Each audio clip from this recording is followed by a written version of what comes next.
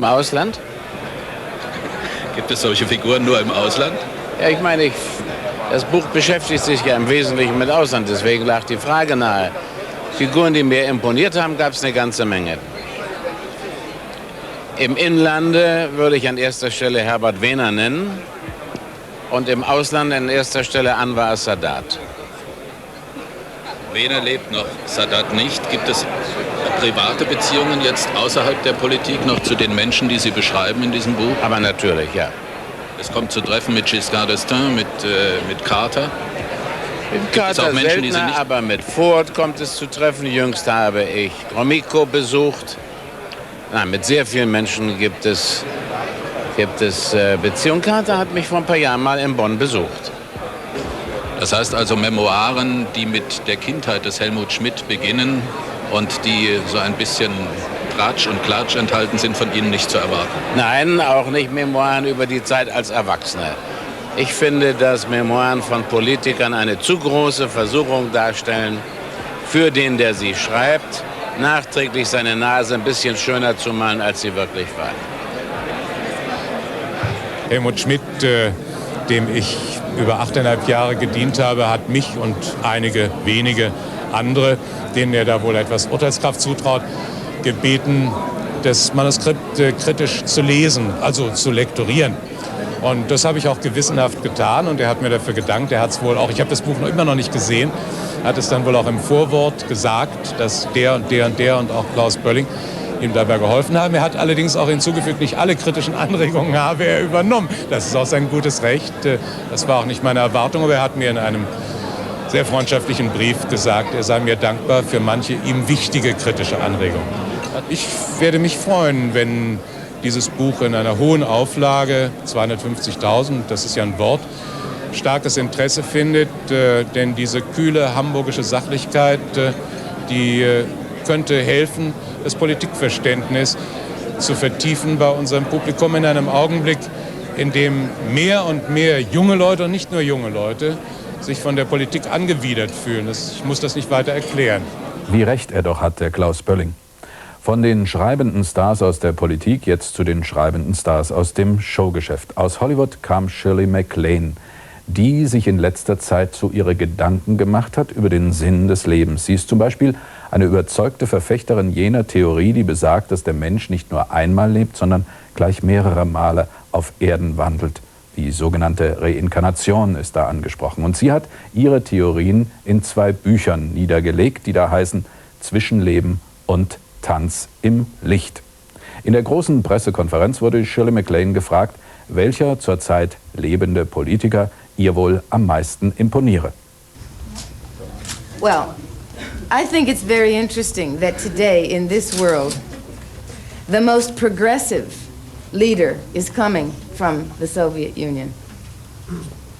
Relation to the problems, I would have to call him the most progressive. In relation to the courage it's taking, I would have to call him the most progressive. I wish we had such a leader in relation to our freedom in the West. Also die Frage ging darum, wie Sie die... Make sure you make it in terms of our freedom. This is going to look good in the New York Post. If you don't. Okay, gut. Okay, I want... Soweit also Irma la Douce, die schöne Shirley MacLaine als Autorin auf der Messe. Im großen Trubel in Frankfurt zwischen den Verlagsgiganten, zwischen Kritikern, Lesern und Neugierigen ist immer noch Platz für die Individualität. Da gab es zum Beispiel in Frankfurt eine Frau, die sich so eine kleine Ecke unter einer Treppe der Halle 5 für sich ausgesucht hatte und die auf Wunsch Gedichte schreibt. Man gibt ihr einen Auftrag und dann hat sie eine Seelenzeit lang Zeit, ihr Gedicht zu schreiben. Und eine Seelenzeit, das kann zum Beispiel 30 Sekunden sein oder 5 Jahre oder 1 Million Jahre. Ich hatte Glück, ich habe ihr nämlich auch einen Auftrag gegeben und sie hat es für mich dann innerhalb von 5 Minuten erledigt. Bundesdichterin Friederike Frey. Immer hübsch gemütlich ist es bei ihr, Kerzen brennen und sie hat einen Lorbeerkranz.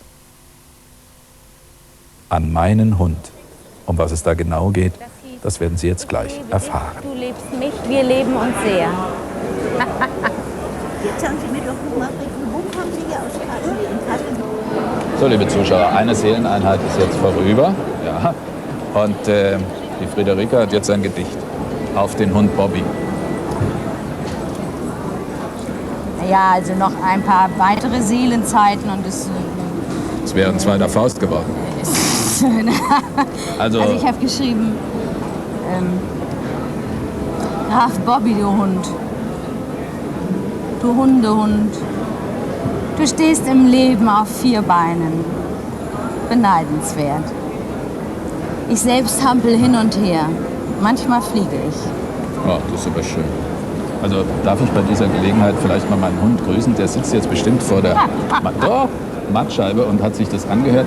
Der hat schon viel im Leben erfahren müssen, aber ein Gedicht hat er noch nicht bekommen. Friederike, was muss ich zahlen? 5, ach, Vorkasse. Vorkasse, also was Hätte wäre vorher das? schon gezahlt, 5 Mark. 5 Mark. Ja, es ist jetzt noch nicht so geil, 4 Mark ist Okay. 4 Mark. 4 Mark. Gibt es einen Hunderabatt? Dies ist wohl das wichtigste Buch auf der Frankfurter Messe, sozusagen das Buch der Bücher, der offizielle Messekatalog, und ohne den geht überhaupt nichts. Da finden Sie die Verlage, da finden Sie die Agenten, da finden Sie die Journalisten, da finden Sie auch die großen Buchhändler, die dort vertreten sind. Es ist gewissermaßen ein Fahrplan, aber wie das so ist mit diesen Fahrplänen, man muss sie erst mal lesen können. Und der Leser, der sich interessiert nach Frankfurt begibt, der hat nur 2 Möglichkeiten. Entweder er gibt nach einer Stunde völlig entnervt auf, oder aber er bleibt die ganze Zeit auf dieser Messe, weil er sich nämlich irgendwann mal hat zurechtfinden können. Weil er nämlich gemerkt hat, dass in der eigentlichen Unordnung doch so etwas wie Ordnung steckt. Denn die Frankfurter Messegesellschaft hat sich natürlich Mühe gegeben, in diesem Labyrinth da in ihren Hallen eine gewisse logische Konzentration zu verankern. Also, wer nach Frankfurt kommt und das System der Buchmesse begreift, der bleibt gerne da.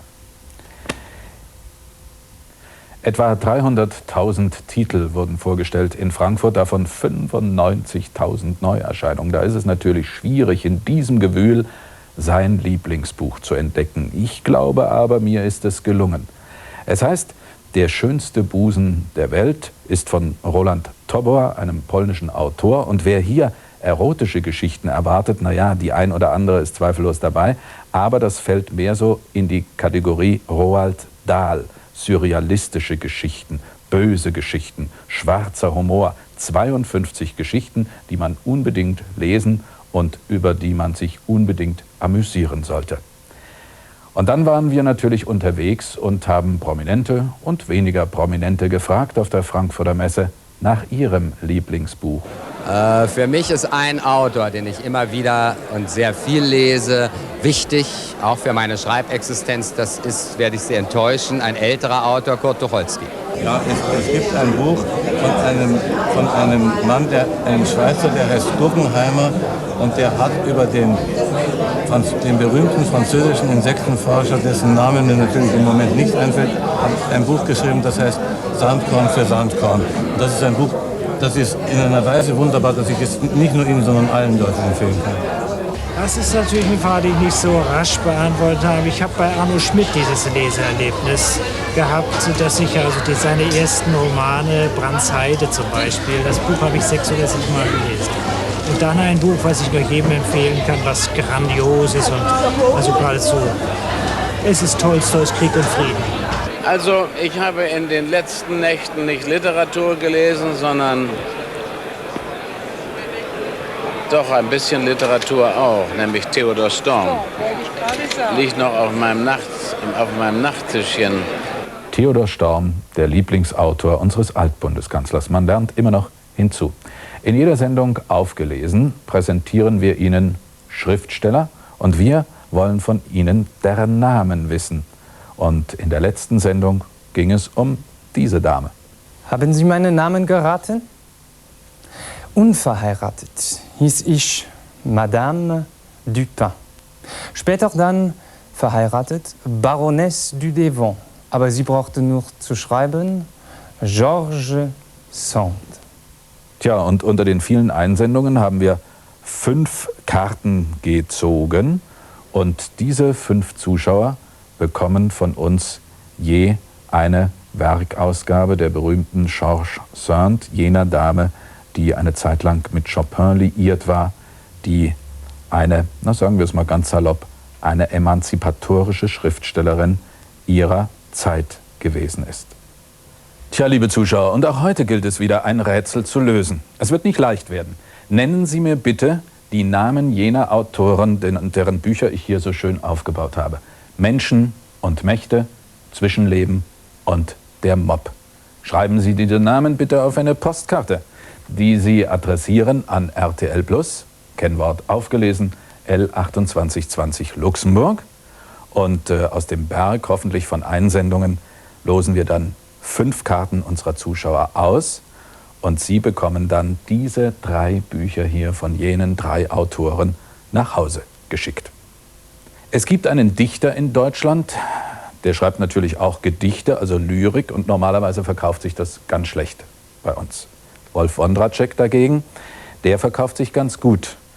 Er ist so etwas wie ein Salondichter, ein guter Mann, zweifellos, und sein letztes Buch hieß Carmen oder bin ich das Arschloch der 80er Jahre? Und was da so aussieht, naja, als sei es ein bisschen unanständig, hat er immerhin gute Kritiken. So schrieb die Zeit ein einzig langes, oft hinreißend schönes und bewegendes Liebesgedicht.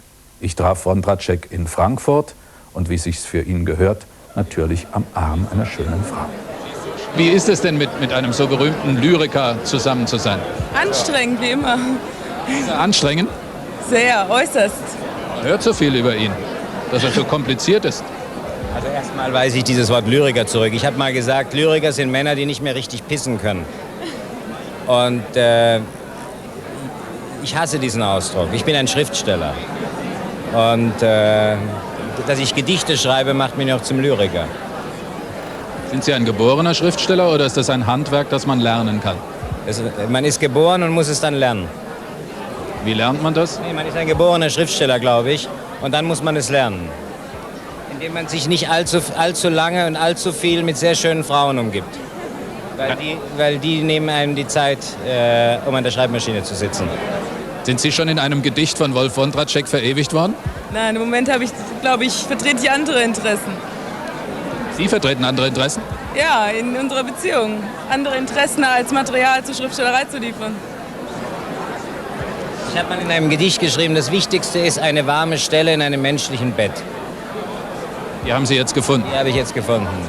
Wolf Wondratschek, welches Buch, das in dieser Buchmesse erschienen ist, in diesem Herbst, sollte man unbedingt lesen?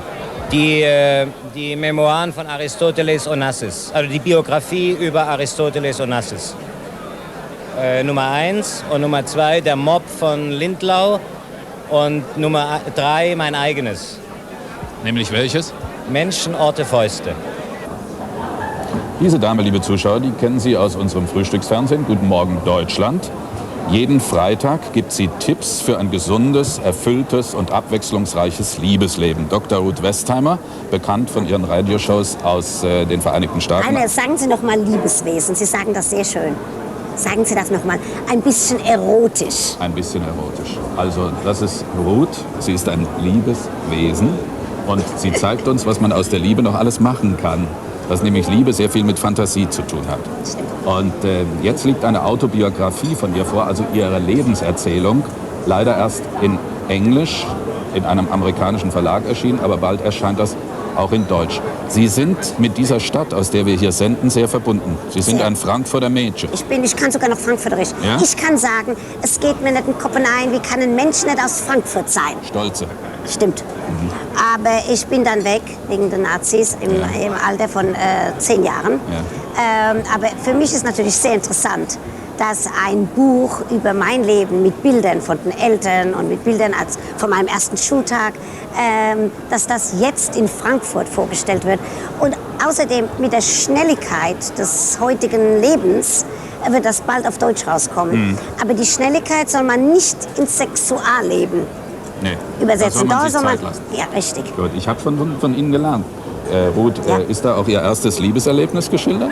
Oder verschweigen Sie das? Nein, weil Sie so nett fragen, Da ist sogar beschildert, nicht mit wem, aber wo es war. War es schön das erste Mal? Ja, in der Scheune. Oh, das klingt gut. In Israel. Mit einem herrlichen Himmel. Mit Sternchen. Es war gut. Viele Mädels sind ja enttäuscht nach dem ersten Mal und sagen, kann das schon alles gewesen sein? Kann man das auch lernen? Gibt es Hinweise darauf, wie man sein erstes Liebeserlebnis gestaltet? Rainer, das ist eine sehr ernste Frage. Die Antwort darauf ist ja. Und deshalb bin ich so froh, dass ich jetzt überall auf der ganzen Welt über solche Sachen sprechen kann. Denn wenn ein Paar uns zuhört, jetzt, dir und mir, und jetzt vor dem ersten Erlebnis, wenn sie hören würden, dass man sich nicht eilen darf, dass man nicht sagen muss, entweder jetzt oder nie, dass man das nicht unter Druck machen soll, dann kann dieses erste Erlebnis sehr gut sein. In meiner privaten Klinik höre ich schreckliche Geschichten über die erste Nacht. Also wir leben ja in diesem schrecklichen AIDS-Zeitalter. Und wenn jetzt so junge Leute mit 15 oder 16 ihr erstes Liebeserlebnis haben und dann erst mal manipulieren müssen mit Präservativen, das ist doch entsetzlich. Nein, Rainer, man muss ihnen nur sagen, erstens mal unbedingt Präservative zu benutzen. Und dann muss man sagen, es gibt die ja jetzt in Rot, in Blau, in Grün. Und man muss ihnen sagen, es ist ganz bestimmt besser als die Ängste, die man nachher haben müsste, das, was nicht in Ordnung ist. Also das Präservativ ist keine große Sache. Die Frau soll das Präservativ auf das erregte Glied, ich weiß nicht, wie offen ich hier reden darf, auf das erregte Glied des Mannes tun und dabei Liebesworte sagen. Und dann also ist das ein gutes, genau, dann ist es ein gutes Erlebnis. Ruth, ich wünsche Ihrer Autobiografie, dass sie gelesen wird, dass sie bald übersetzt wird und bedanke mich für den Besuch. Dankeschön. Danke, Rainer. Ciao. Soweit also Dr. Ruth aus New York. Es könnte ja sein, liebe Zuschauer, dass Sie, ja, ich meine Sie, irgendwann mal die Idee zu einem Buch haben und dass Sie dieses Buch vielleicht sogar schreiben. Was tun, wenn man keine Beziehungen hat? Sie können das Manuskript natürlich an irgendeinen Verlag schicken, aber dann müssen Sie damit rechnen, dass Sie ein halbes Jahr lang keine Antwort bekommen. Sie können damit aber auch mit Ihrem Manuskript auf die Buchmesse gehen. Karin Rick hat das für uns getan, eine bereits etablierte Autorin, und wir waren sozusagen mit versteckter Kamera bei ihren Gesprächen dabei. Könnten Sie mir vielleicht einen Lektor nennen, der Literatur lektoriert, also Belletristik? Ja, wollen Sie ein Manuskript anbieten? Ja. Ja, ist zwar, also haben Sie sich vielleicht selber schon gedacht, die Messe der ungünstigste, Nein, eben nicht. Ich habe mir gedacht, vom ganzen Jahr, wo Sie damit kommen können. Die Wahrscheinlichkeit ist niemals sonst so groß, dass es verloren geht. Sie haben nie so wenig Zeit für ein Gespräch mit dem Lektor wie in der Woche. Ja, aber wie schickt denn sonst Lektoren? Hat nie im Jahr sonst einen so großen Stapel mit Manuskripten liegen wie sonst. Wenn Sie sich an Herrn wenden. Ist jetzt im Moment nicht am Stand. Ist das Manuskript, was ich ja. Ist ja nicht immer das Hören jemand da. Also er hat an sich keinen Dienst mehr. Ja, da drüben sitzt die Frau. Die können online von Lektor, man kann ja gut, die können das so annehmen, weil die sind ja nicht zuständig oder was. Ich versuche die Dame gerade zu bereden, dass sie was schicken soll. Ja, sicher.